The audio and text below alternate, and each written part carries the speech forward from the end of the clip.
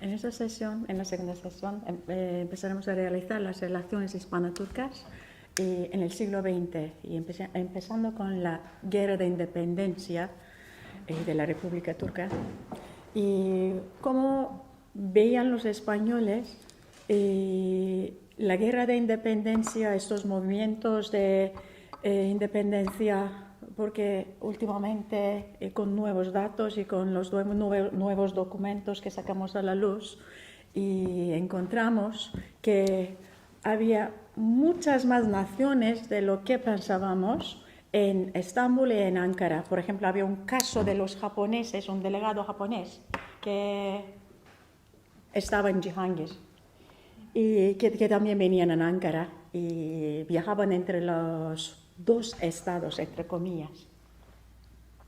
Y gracias a Selçuk Esenber. Y relativamente sabemos muy poco del caso español, y ahora gracias a Yasemin Türkan, ahora aprenderemos. Muchas gracias. Bueno, deseo disculparme por leer mi intervención ante ustedes con el fin de cometer el menor número de errores posibles al hablar en castellano. Bueno, la Primera Guerra Mundial supuso el final del Imperio Otomano y también creó las condiciones para el nacimiento de un nuevo Estado turco. España, que declaró su neutralidad desde el inicio de la guerra, mantuvo su misión diplomática en tierras otomanas a lo largo del conflicto, asumiendo la tarea de representar los derechos e intereses tanto de las potencias aliadas como de las centrales.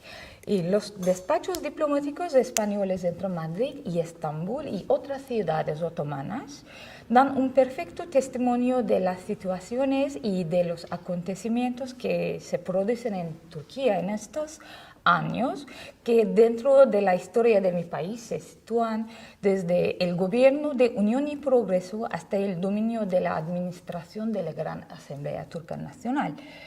Las informaciones de los diplomáticos y cónsules españoles se extienden desde los sucesos de la Primera Guerra Mundial y además del momento de armisticio de Mudros y la época de lo que se predomina en la historiografía turca, la lucha nacional. Entre los acontecimientos que sobresalen en los despachos diplomáticos que conservamos en la actualidad, se encuentran reseñados perfectamente el desarrollo y las prácticas del nacionalismo turco en periodos mencionados. En esta presentación pretendo reflexionar sobre las interpretaciones y la percepción de la diplomacia española sobre este tema en las cambiantes condiciones políticas y administrativas desde la preguerra hasta la Conferencia de la Paz de Lausana.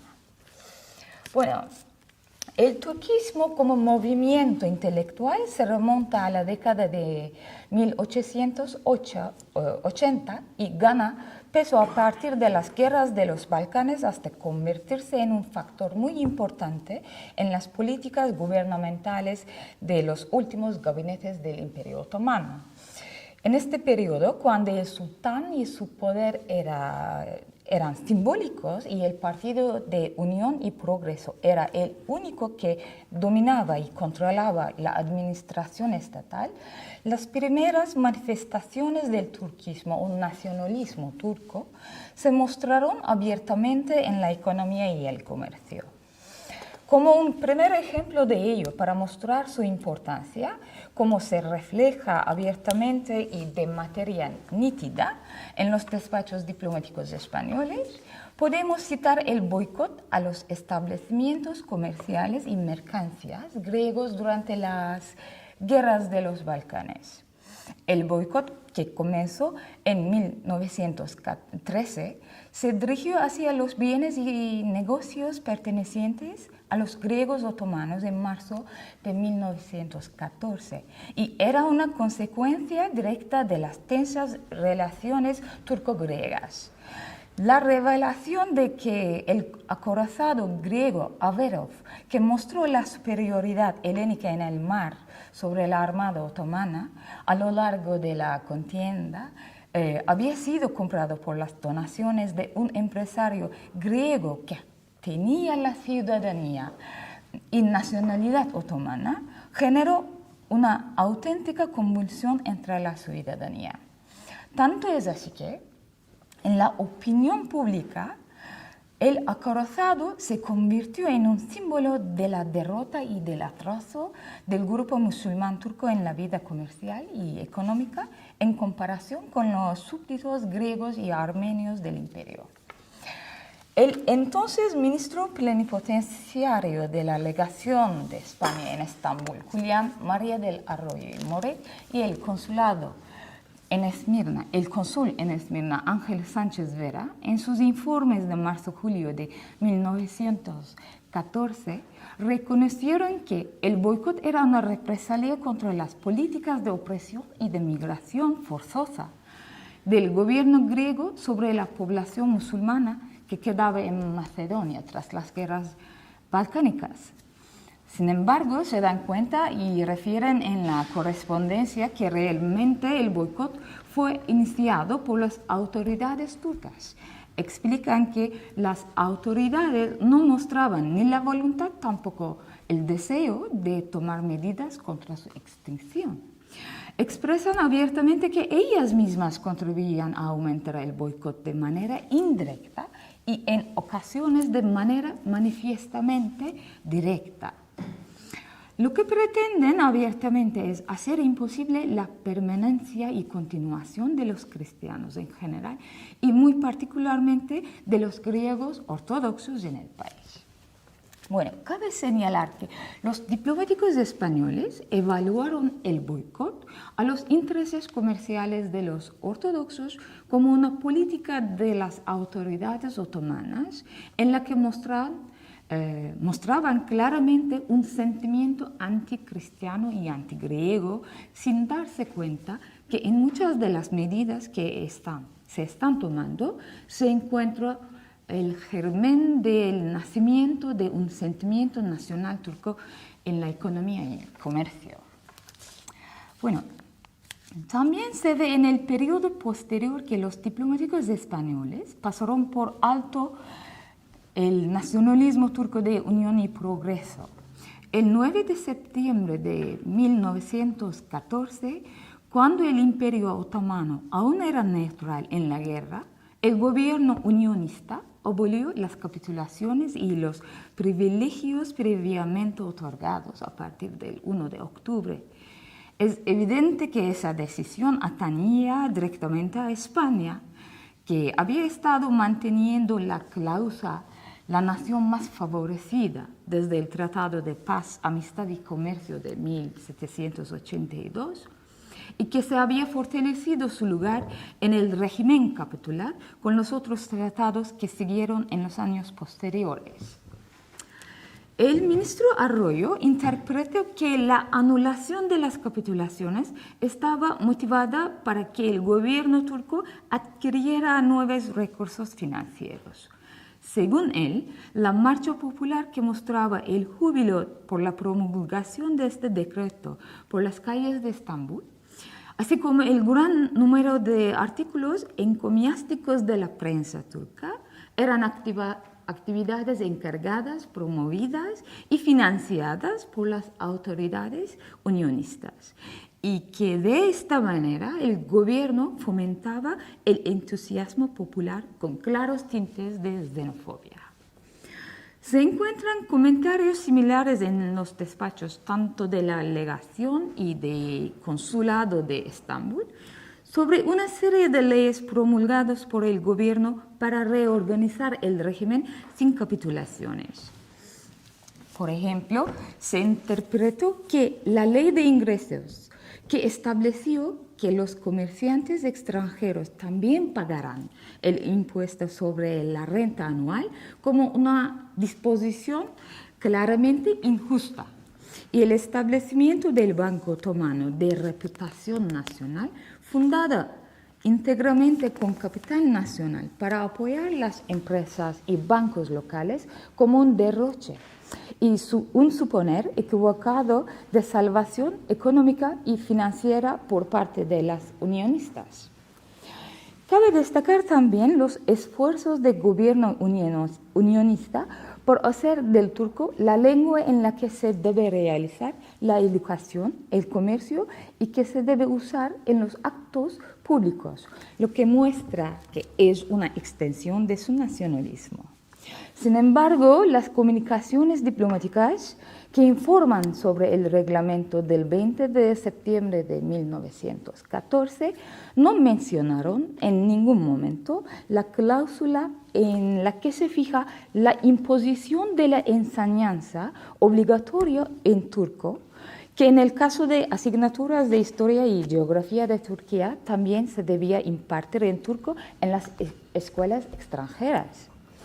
Asimismo, aunque los diplomáticos informaron sobre la cláusula de la directiva del Ministerio del Interior del 4 de enero de 1917, que obliga a los secretarios y caballeros, mensajeros, guardias, que trabajaban en las representaciones extranjeras a saber turco, es de destacar que no hicieran ningún comentario al respecto en sus comunicaciones con Madrid.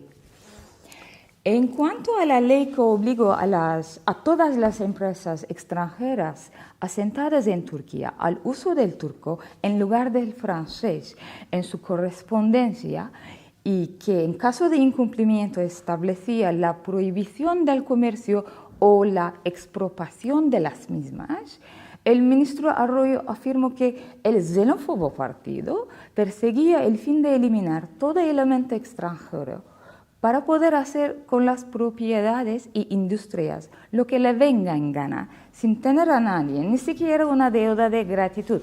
Cita textual.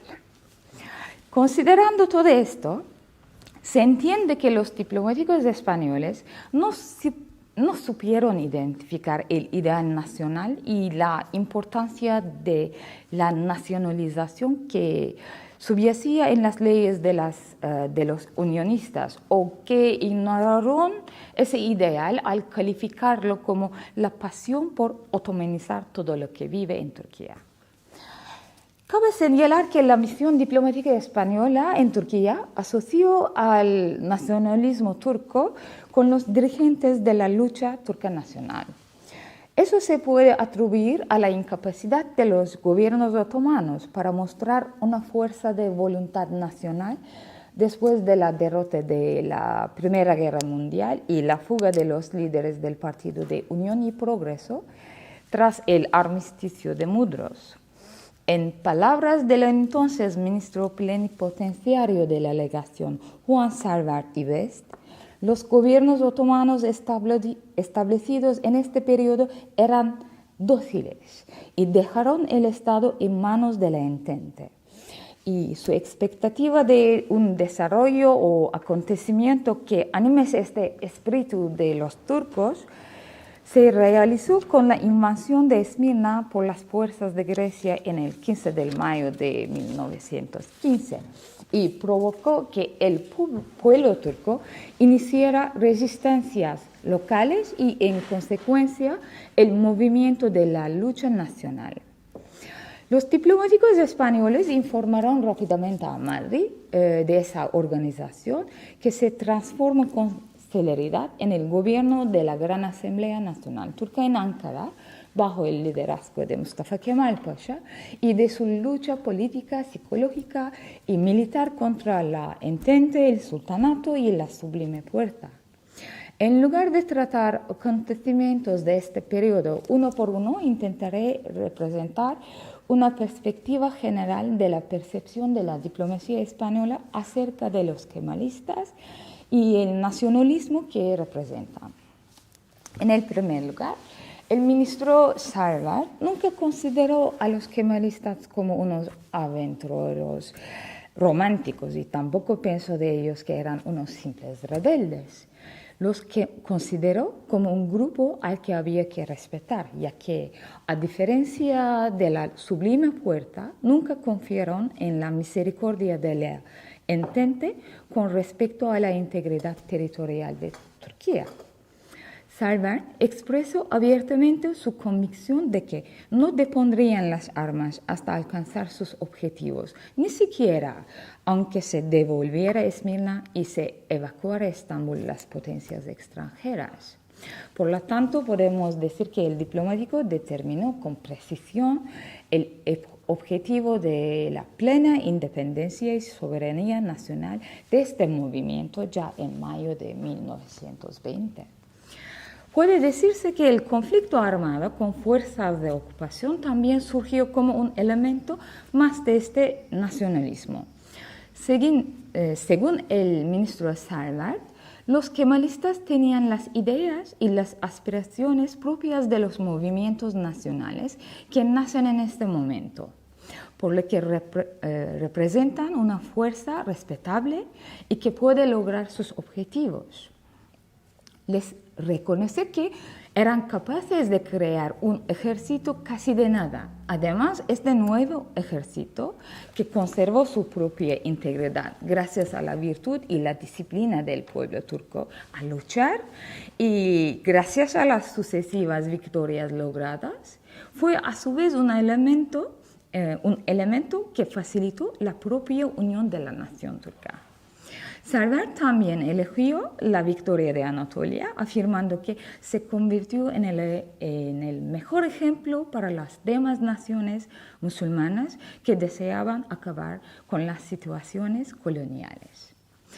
En tercer lugar, se ve que el ministro Salvard reconoció la prudencia de los kemalistas para que la lucha nacional no fuera percibida ni en el interior ni en el exterior del país como una guerra entre musulmanes y cristianos, mientras se benefician de la influencia del Islam. Además, Salvard definió la lucha nacional, a la que se refirió como el movimiento nacional, como un movimiento del pueblo turco y un movimiento pro-turco. Aún así, él enfatizó con frecuencia que el movimiento kemalista no tenía un carácter o discurso anticristiano. Las opiniones de Salvard suponen un cambio evidente respecto a las posturas de diplomáticos anteriores con respecto a los unionistas. En primeros años del periodo estudiado, en especial en los que está el ministro Arroya, la postura española intenta defender a los grupos cristianos de la beligerencia de las autoridades unionistas, al fin y al cabo musulmanas.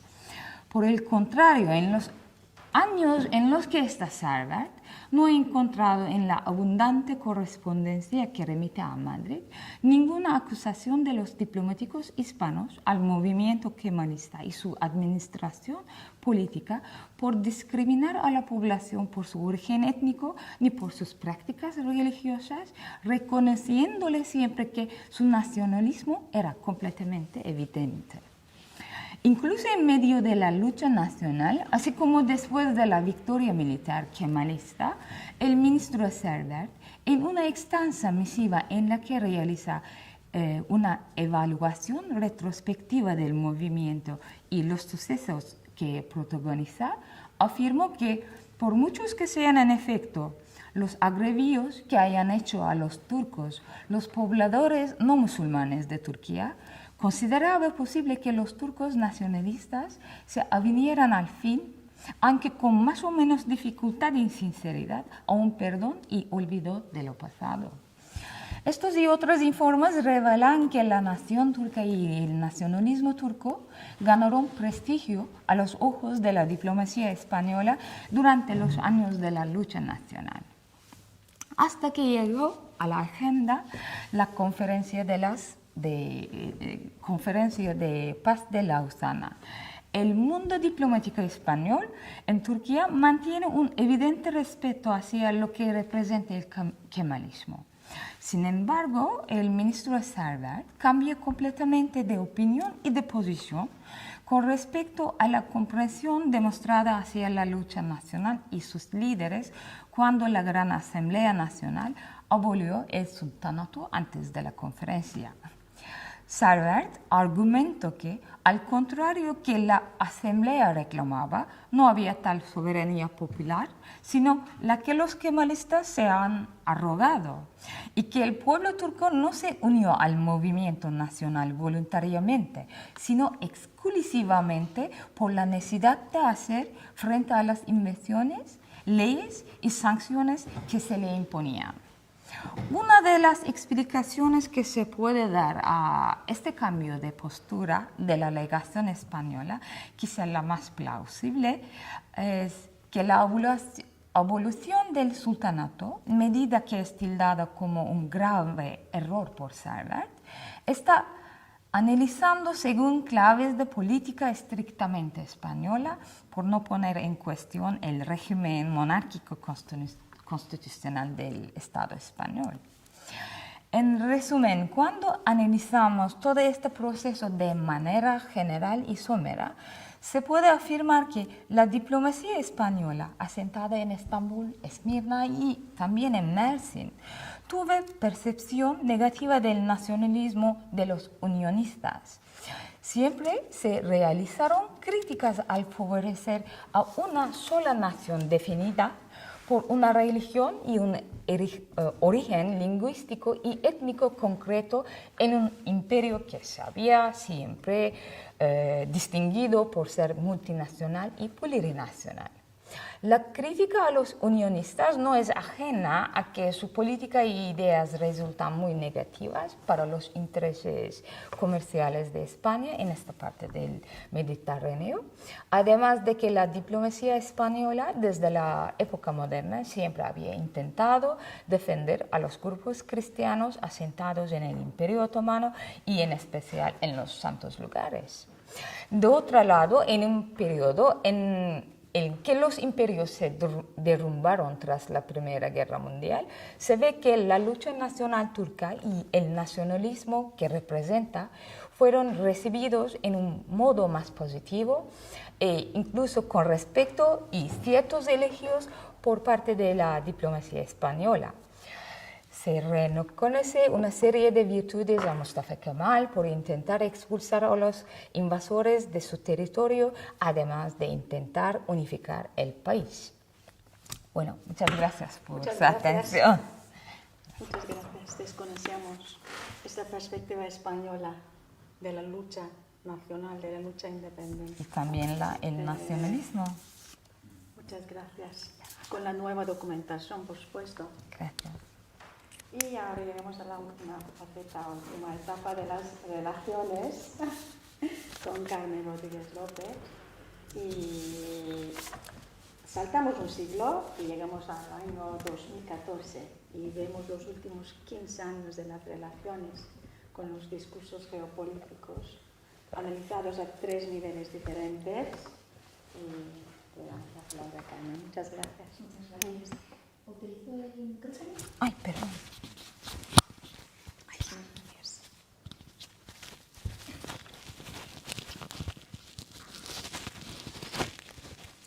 Muy bien. Pues en primer lugar me gustaría dar las gracias a la Embajada de España y al Instituto Cervantes por invitarme a estar hoy aquí. Es un placer de verdad compartir mesa con los ponentes que nos acompañan.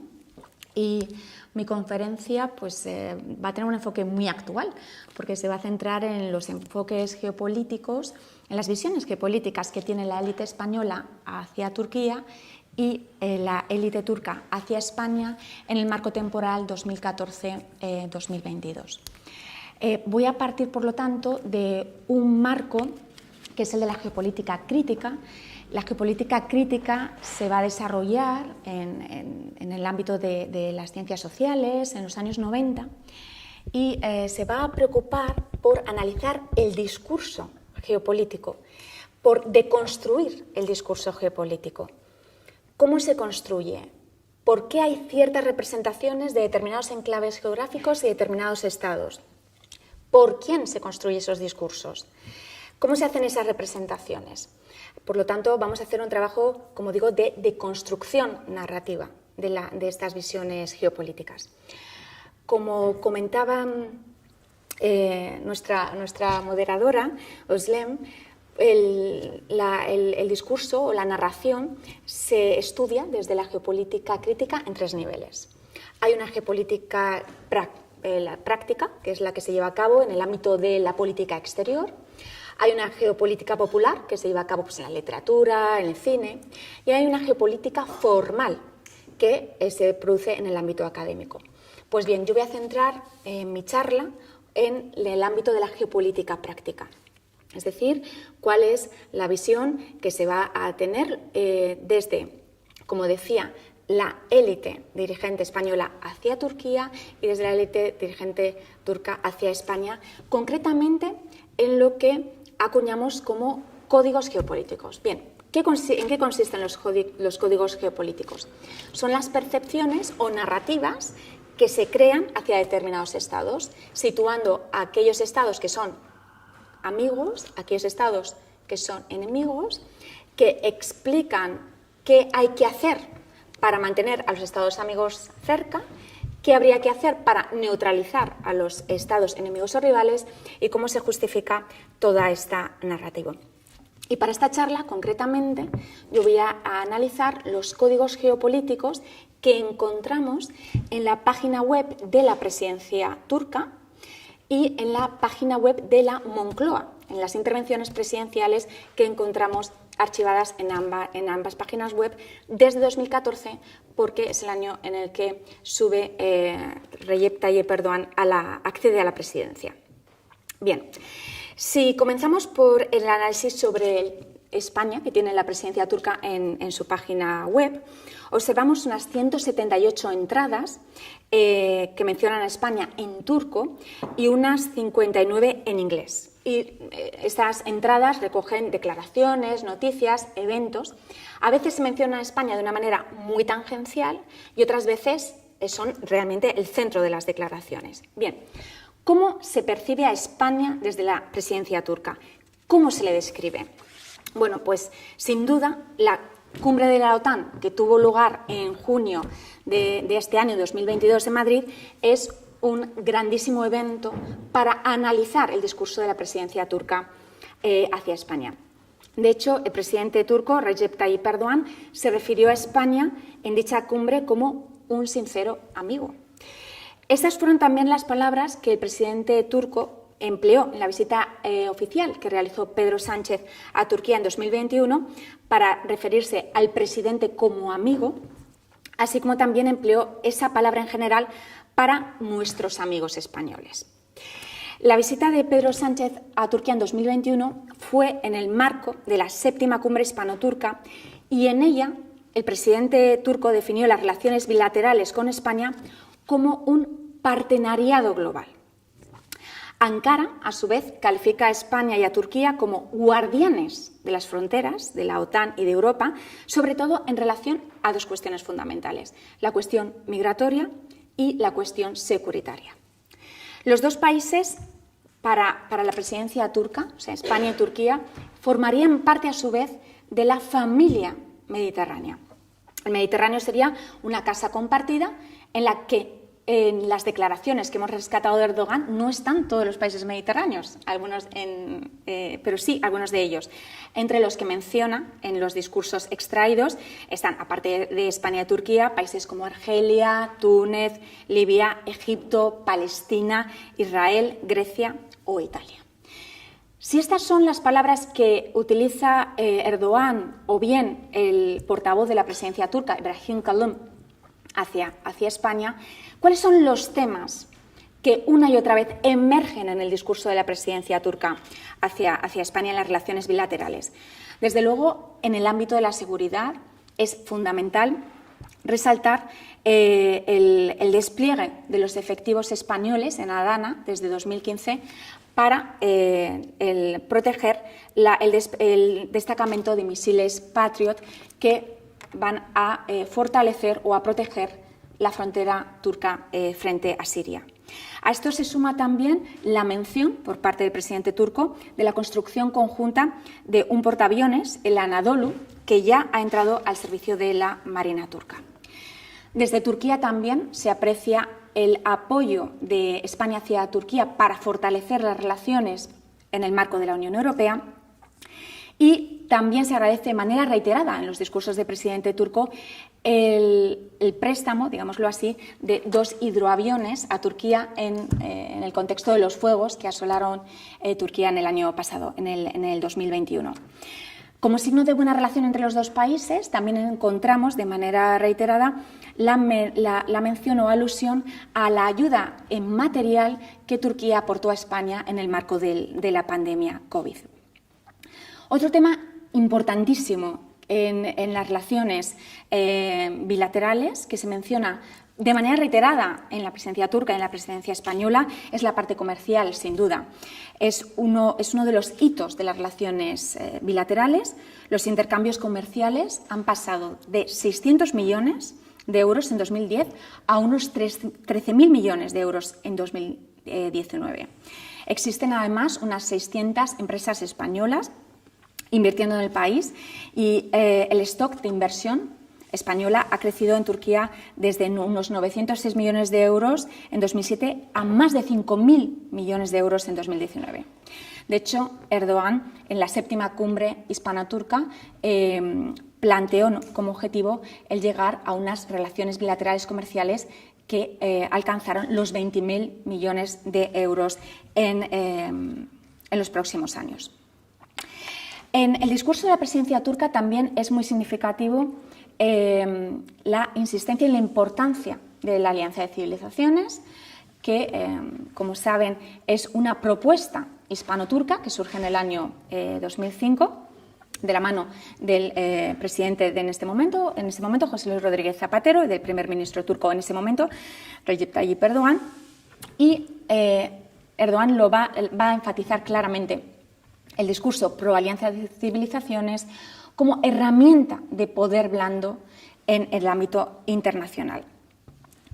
Y me gustaría concluir con la parte turca comentando que en el discurso de la presidencia de la República encontramos, y no solo por parte de Turquía, también por parte de España, podríamos decir que no hay prácticamente mención al pasado imperial de los dos países. Pero sí que encontramos en la presidencia turca menciones a la acogida de los judíos sefardíes expulsados de la península ibérica en 1492, porque esto refuerza la narrativa histórica que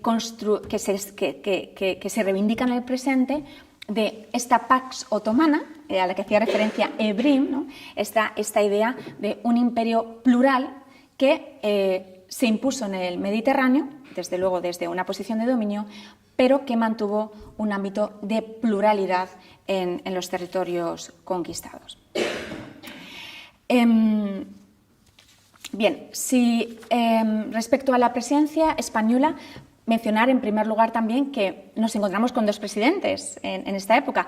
En primer lugar con Mariano Rajoy, que ocupará la presidencia desde principios de la segunda década de los 2000, que luego será reelegido en 2016, cesado en 2018 y desde entonces tenemos en la presidencia española a Pedro Sánchez, elecciones mediante. Bien, desde el discurso de la presidencia española, en la etapa de Rajoy, Turquía va a ser calificada como un socio importante, no solo para España, sino también para la Unión Europea en su conjunto, como un socio estratégico y como un país amigo. Encontramos también de nuevo la palabra amigo en estas percepciones geopolíticas para España, con el que, según Rajoy, se tendrán unas estupendas relaciones bilaterales. En el caso de la presidencia de Pedro Sánchez, se hablará de un país hermano, como Grecia, y se utilizará también la palabra amigo, aplicada al presidente turco, como se califica también a otros presidentes europeos, y este es un discurso que que podremos escuchar en la 7ª cumbre hispano-turca que tuvo lugar en noviembre de 2021, donde el presidente español declarará que las actuales relaciones bilaterales han alcanzado, cierro comillas, una madurez extraordinaria. En la representación de Turquía como país socio y amigo, el discurso no cambia fundamentalmente entre la época de Mariano Rajoy y la época de Pedro Sánchez. Si acaso hay una sutil gradación que reafirma la consolidación y el estrechamiento de las relaciones bilaterales, desde luego muy impulsadas por las sucesivas cumbres hispano-turcas. Junto a esta representación de socio estratégico, de país amigo, hemos encontrado también en el discurso de Pedro Sánchez referencias a Turquía como un actor global, como un gigante, y que sobre todo estas situaciones le convertían a este país en un competidor en el Mediterráneo, sobre todo en cuestiones turísticas. Si estas son las palabras, los calificativos, las representaciones que se utilizan para describir a España, ¿cuáles son los temas que podemos encontrar de manera más reiterada en la presidencia de Rajoy y de Sánchez respecto a Turquía? Pues desde luego coincide en la presidencia turca en destacar las relaciones comerciales, las relaciones de seguridad, con especial hincapié, como decía, en reiterar el despliegue del destacamento español asentado en Adana con el sistema de baterías Patriot. También se menciona la cuestión de la alianza de civilizaciones, más en el caso de Pedro Sánchez, que sería heredero de la presidencia de José Luis Rodríguez Zapatero, que en el caso de Mariano Rajoy, que era líder del Partido Popular en su momento. También se reivindica por parte de la presidencia española la solidaridad mutua expresada en el envío de material durante la pandemia de Turquía a España y en el envío de los 2 hidroaviones a los que me he referido antes a Turquía durante los Juegos de 2021. Y en las diferentes presidencias también se puede apreciar cómo el tema de los refugiados y el acuerdo con Turquía firmado en 2016 tendrá, como es natural, un papel más relevante en la época de Mariano Rajoy. El tema de los refugiados y de la inmigración en el Mediterráneo aparece también en la época de Pedro Sánchez, pero es un discurso menos reiterativo, ocupa un menor espacio y se enmarca en las relaciones con la Unión Europea. En la época de Mariano Rajoy también podremos observar, como es natural también, muchas más referencias a la lucha conjunta con Turquía contra el Daesh. Y en el ámbito económico también se va a hacer especial mención a los proyectos de construcción que van a llevar a cabo empresas españolas en suelo turco, como la línea de la construcción de metro, la M3, que se llevó a cabo en Ankara con el apoyo de una empresa catalana. En la presidencia de Pedro Sánchez, en el marco de las disputas gasísticas y energéticas del Mediterráneo Oriental, Madrid va a expresar su solidaridad, utilizando esta palabra, con Grecia y Chipre, pero al mismo tiempo va a promover la resolución de estos conflictos con Turquía dentro de la Unión Europea a través de un constructivo diálogo político. Para concluir, indicar que en el ámbito de los códigos geopolíticos España y Turquía se perciben sin duda como estados aliados, como estados amigos, cuyos principales ejes de acción conjunta se encuadran en estrategias de seguridad en el marco de la OTAN, en fuertes y crecientes relaciones económicas bilaterales y en el desarrollo de una plataforma internacional como es la Alianza de Civilizaciones. A su vez, esta relación se refuerza en el marco de la Unión Europea, donde España apoya la adhesión a Turquía y un diálogo constructivo para las cuestiones más conflictivas. Como vemos, las visiones geopolíticas no son estáticas, evolucionan a lo largo del tiempo. Estas van a depender también de las propias identidades geopolíticas que los países construyen sobre sus propios estados-nación y también, por supuesto, va a depender del contexto internacional. Por eso es notable señalar, y yo creo que así ya también cerramos todas estas ponencias, que las visiones geopolíticas actuales de la élite dirigente turca y española hacia el país contraparte mantiene un hilo de continuidad con el cambio de paradigma que se va a producir en las relaciones hispano-otomanas en el siglo XVIII, donde se pasará de esa visión que hemos oído en nuestros colegas en las mesas anteriores, en las que se habla de respecto al otro con palabras como enemigo, infiel en el Mediterráneo, a una nueva etapa a partir del XVIII sentada o centrada en intereses comerciales, securitarios, pero también en una estimulante curiosidad por el otro, entre comillas, como se ha mencionado también la tourquerie, ¿no? Esa, de verdad, una genuina curiosidad por ese otro actor que hasta hace muy poco era percibido de una manera tan negativa, que se va a plasmar en la mencionada literatura de viajes, pero también en la firma de nuevos tratados diplomáticos y en el establecimiento de redes diplomáticas permanentes entre los dos países. Muchas gracias. Quiero preguntar por la alianza de civilizaciones, que en su momento parece que España y Turquía fueron los actores principales. ¿Quedó qué hay? ¿Si queda algún rastro? ¿Si una análisis de eso?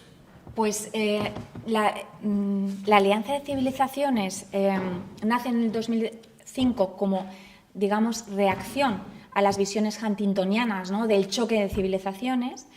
La idea es, desde luego, crear un nuevo marco internacional, una nueva plataforma internacional.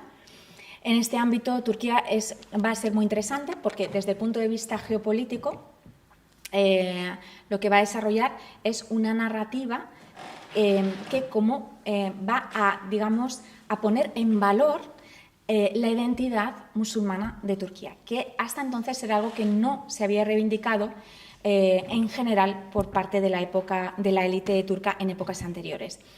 Y en la Alianza de Civilizaciones, precisamente, Turquía se va a posicionar como un país puente en relación, o país que sirve para crear relaciones con otros países de ámbito musulmán. Nace con mucha fuerza, luego, digamos, que va a pasar a un momento mucho más estable, y en los últimos años estamos viendo un relanzamiento también en el ámbito en el ámbito internacional, y de hecho hay en torno a 150 países que se han adherido a este proyecto en los últimos años. Por lo tanto, estamos viviendo en un momento, digamos, de discreto relanzamiento de la alianza. Yo tengo una pregunta para Yasamín. Que cuando estaba haciendo la tesis encontré una noticia que salió en el diario ABC que decía: Turquía pide la paz de la Primera Guerra Mundial en España. Y decía, estaban en San Sebastián, yo soy de San Sebastián, y entonces el gobierno pasaba el verano en San Sebastián, y entonces decían que el representante turco se había puesto en contacto con los españoles para pedir a los americanos, ¿no?, que terminaran la guerra, y unas semanas o un mes después se firma el armisticio de Modros, parece que es, ¿no? Modros, perdón. ¿Eso es verdad? ¿O? Sí, eso es verdad.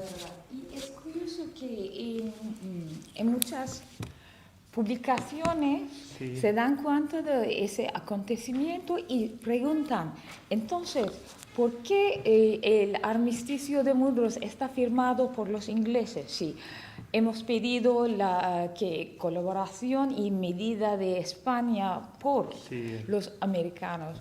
Es curioso, he encontrado el documento que está escrito por la Sublime Puerta a la legación de Turquía en Madrid, y esta carta pidiendo, ¿cómo se llama?, la ayuda de España, está enviado, no recuerdo cuál era, pero a una ciudad al norte de España. Sí, San Sebastián. ¿San Sebastián? Sí. Pero un pueblo pequeño, no era San Sebastián, sino era...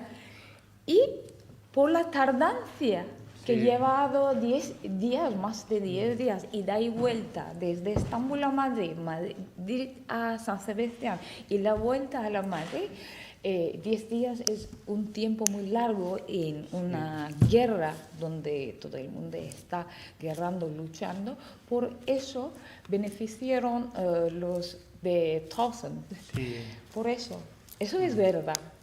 Sí. Es curioso. Y luego también otra cosa que me parece muy interesante y creo que no está suficientemente tratado, que es la mediación de España en la Primera Guerra Mundial. España tenía una red de cónsules, ¿no? Sobre todo pues el consulado de España en Jerusalén, que creo que es de mediados del siglo XIX, donde mandan a Ricardo de la Cierva Legüita, conde de Vallovar, que él es el que representa representa prácticamente a todos los países en conflicto. Primero, o sea, representa incluso los intereses italianos, porque ya ven que Italia va a entrar con los aliados, y luego a los alemanes y los austríacos, y también el consulado de España en Damasco, donde está Vicente Amigo, que aparece en los 7 pilares de la sabiduría de D.H. Lawrence, ¿no? Que dice que aparece un señor ahí muy raro, un español, que representaba a 17 países en conflicto. Eso es verdad. España representa más de ¿cuánto ha dicho? 17, creo recordar, no estoy muy seguro.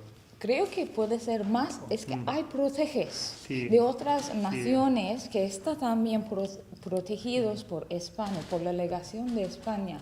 España, yo digo en mi tesis, estaba neutral, fuera de la guerra, pero era en la mitad de la guerra. Es que tanto como los aliados protegían los intereses y ambos comerciales y políticos de los centrales también, estaba en la mitad. Por un lado era cristiano, era muy cerca al europeo. De otro lado, especialmente en el periodo de armisticio de Mudros, está más cerca a los turcos. Es que los ingleses, los aliados, no dejaron que España se beneficiara de las capitulaciones que estaban repromulgados por los aliados en estos 4 años. Y España, yo veo que los ministros tienen un reproche, un resentimiento muy obvio hacia los aliados y dice que las naciones neutrales están castigados por no luchar a sus lados. Lo veamos, aunque pertenece a Europa, un país de la Liga Europa, cuando los intereses se chocan, puede ser fuera de la Liga también. Eso es verdad. Ya. ¿Más preguntas? ¿Más comentarios? Dura, ultimísima. Fernando, antes has comentado un poco que todos los hechos que narrabas desencadenan el florecimiento de la literatura de viajes. Se lo pregunto a nuestros amigos turcos, no esa es la pregunta, sino más bien a quien quiera delante de nuestros amigos turcos. Y es si la Turquía de la época se reconocía ese elemento oriental en España, que sabemos que los viajeros ingleses y franceses quedan deslumbrados por esa herencia de la Alhambra y tal, si ese elemento oriental llamaba la atención al turco, o si era más práctico, como Héctor hablaba muy bien, lo que buscaba era la seguridad y buscaba el comercio y otros elementos, ¿no? Es decir, si ese elemento romántico estaba en esa reconciliación, como se llama, entre los dos imperios.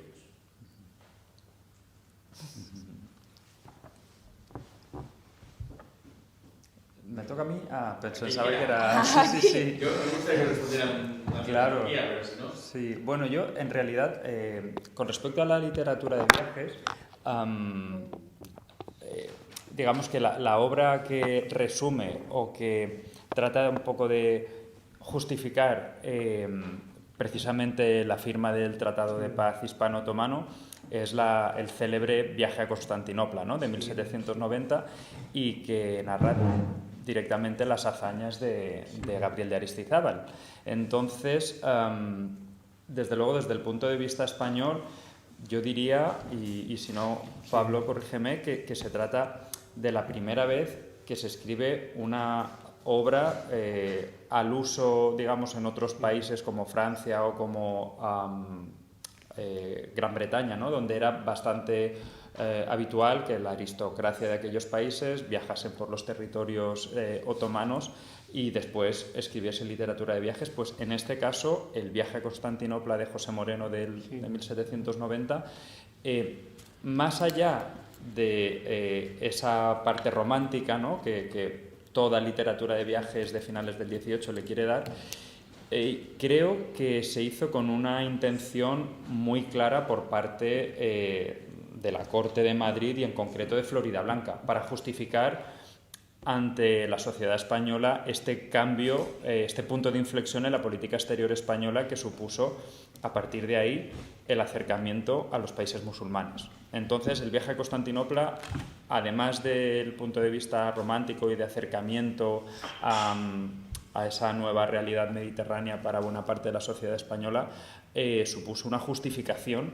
desde el punto de vista literario del cambio de perspectiva en la política exterior española hacia los países musulmanes. Y también había unas críticas muy negativas, ¿no? En la obra de Isabel, de Gravina, de José Moreno también. Así que intentaban buscar soluciones, intentaban buscar respuestas para las preguntas. Totalmente distinto a la literatura de viajes del siglo XVI y XVII. El XVII, aquí tenemos un hueco de viajeros españoles, ¿no? Desde el siglo XVI hasta el siglo XIX, la segunda mitad del XIX, casi nadie viene. Sí. En España, como por el enfrentamiento hispano-otomano, no tenemos viajeros en los siglos XVI, ¿no? y XVII. Lo que tenemos es literatura de cautivos. El viaje de Turquía, las crónicas de Diego Galán, ¿no? Y entonces ahí, que está magníficamente tratado por Albert Mas en la literatura española del siècle d'or. Y entonces ahí hablan de los esclavos, de los remeros, de los que se escapaban, les castraban y les llamaban capones. Y luego sabemos el poema de Góngora, amarrado a un duro banco de una galera turquesca, ¿no? Un corsario de Dragú de pasar el mar de Marbella. Tenemos la Gran Sultana, la historia de Catalina de Oviedo, ¿no? que hizo Cervantes. Entonces lo que tenemos es una imagen de un enemigo, ¿no? Y lo que hacen con el viaje a Constantinopla, como acabas de decir, es un lavado de imagen, que además se basa en el libro de Murat Adolfsson, que era un armenio nacionalizado sueco, que hace una especie de cuadro general de tipo enciclopédico, donde lava la imagen, porque el problema que, como has dicho antes, Carlos, Felipe V, cuando intenta hacer las paces con los turcos, le dicen que España se va a levantar y que no van a querer pactar contra los herejes. Y tenemos que esperar a Carlos III cuando vienen y ya están las aguas más calmadas y lo hacen. Pero en España no hay una literatura de viajes porque hay muy poco interés por el Imperio Otomano y hay una presencia muy pequeña. Entonces hay algunos autores que han venido, pero nada comparado con los franceses, porque los franceses viene Chateaubriand, viene Lamartine, viene Gerald de Nerval, viene Théophile Gautier, la primera mitad del XIX. Y en España pues tenemos a los que yo trataba en mi tesis, que no les conocía a nadie y que hicieron como mucho una edición de sus libros, ¿no? Porque para España el mundo oriental tampoco es que realmente les interesara. Y luego aquí lo que había es muy curioso porque hay una corriente orientalista con Hamdi Bey, ¿no? que era un pintor turco que pintaba escenas orientales. Y luego había un montón de arquitectos italianos que trabajaban aquí, que hacían pastiches orientalistas, como el arco de la Universidad de Estambul, con un arco de herradura que no aparece en el arte otomano, o los artesonados del Pera Palace, que son como mudéjar, porque era una moda, igual que la reina Victoria tenía su salón la Alhambra, pues estos arquitectos italianos hacían aquí lo mismo, ¿no? Y los turcos pues querían tener también cosas así de tipo morisco, como la biblioteca de Sarajevo o las sinagogas de Alemania, ¿no? Pero yo creo que el orientalismo, yo creo que aquí no, realmente era más una moda externa, ¿no, Slem? Y también yo quiero añadir una cosa sobre los viajes. Como te has dicho, que había muy pocos viajeros españoles. ¿Por qué había muy pocos españoles en el Imperio Otomano? Porque era muy peligroso para los españoles, mucho más peligroso que para un francés, para un alemán. Y cuando leemos estas crónicas y libros de viajes de los franceses, de los holandeses, de los alemanes, vemos un detalle muy interesante. Si venía un español, no para pasar por el Imperio Otomano o para ir directamente a Estambul, a Constantinopla para ir a Tierra Santa, ¿no? Tenía que cambiar de nombre. Si se llamaba Alberto, cambiaba de nombre y cogía un nombre alemán, Albert, o francés, Albert. Y era muy peligroso viajar dentro del imperio siendo un español. Por eso los españoles no querían correr este riesgo de pasar por el Imperio Otomano. Así que preferían llegar a Venecia, coger un barco, saltando de barco a barco, llegar a Jaffa, de ahí pasar a Tierra Santa. Antes del Tratado de Paz de Comercio. Eso, me refiero al siglo XVI y la primera mitad, digamos, del siglo XVII. Sí, por eso cuando Bouligny le manda a Floridablanca, en las cartas le deja que vaya como comerciante, que no desvele su identidad, porque como este era medio francés y tal, piensa que va a pasar más desapercibido un comerciante hispano-francés que un representante español. Sí, tenemos muchos documentos de la gente que viajaba disfrazada. Sí, como De Alibey. profesión, de nacionalidad, de traje. Sí, es un capítulo. Vale, muchas gracias. Aquí podemos cerrar la sesión, si nadie quiere añadir más. Y así que deseamos muchos más años de paz entre las dos naciones. Muchas gracias por todo. Gracias.